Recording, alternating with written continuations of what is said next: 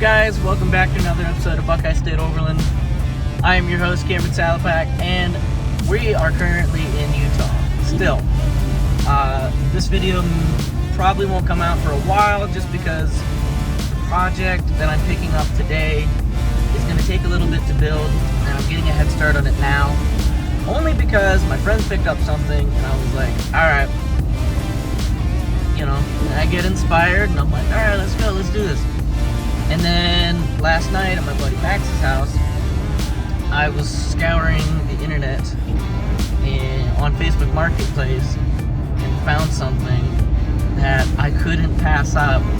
So I'm on my way to go check it out. I will most likely pick it up, but yeah, so it's gonna be super fun. It's gonna be a sibling project for my little sister and I, and I have decided on a name, but I don't want to bore you guys with more talking. So let's go pick it up. Let's go check it out. Hopefully pick it up, and we'll go from there. Many months later. Well, it's 2024, no kidding. So this year we have a few amazing things that I am super excited to announce, two of which I really wanted to get out before the end of the year, but it involves my little sister. But she is so busy. I'm so proud of you with your academics in your school. You're a senior in high school, and she is committed to college. This new video series involves both my little sister and myself. Now, with her doing her things, it is very hard to get her to have some time because it just does not exist for her at all. All right, guys, the first thing is the shop. We acquired a new spot for the family business, and we no longer need this. Now, with that being said, I asked my dad, I was like, hey, listen, what are we going to do with this? He says, hey, we don't need it. I said, well, you know what? You tell Mr. Peterson you found his next tenant.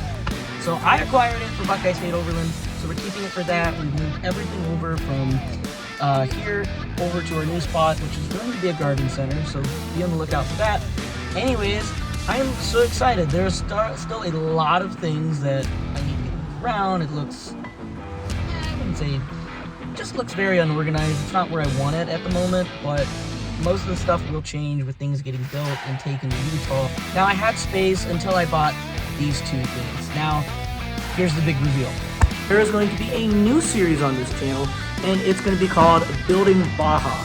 You guys, I am so excited. So, my bug here, I am going to be building it into a Baja bug. Well, not your typical Baja bug. If you have ever heard of Blake Wilkie, that is what I'm going to build mine to the likes of. Now, this one here, this one is my little sister's. I originally bought this one because it had paperwork, and this one does not. It is literally just the shell.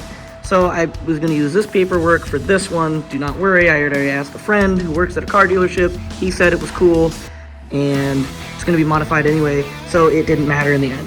We have to move a couple of these workbenches before we are really getting started on anything in here, because as much as I like my stuff, I really don't like having things unorganized, and that is a huge part of who I am, is being pretty unorganized. And no, it's not a New Year's resolution or anything. It's just something that has to get done. All right, you guys, now I have this pretty much mostly cleaned up. Now, move the pieces of wood that were over here to over here. Got those workbenches over here. And the cool thing about these two guys is that I only paid $25 for each of these on Facebook Marketplace. You don't need to spend a lot of money to build a workshop. This is my first workshop, but still, I bought this new, but these I didn't, really don't. I mean, it's gonna get worked on anyway, so why not?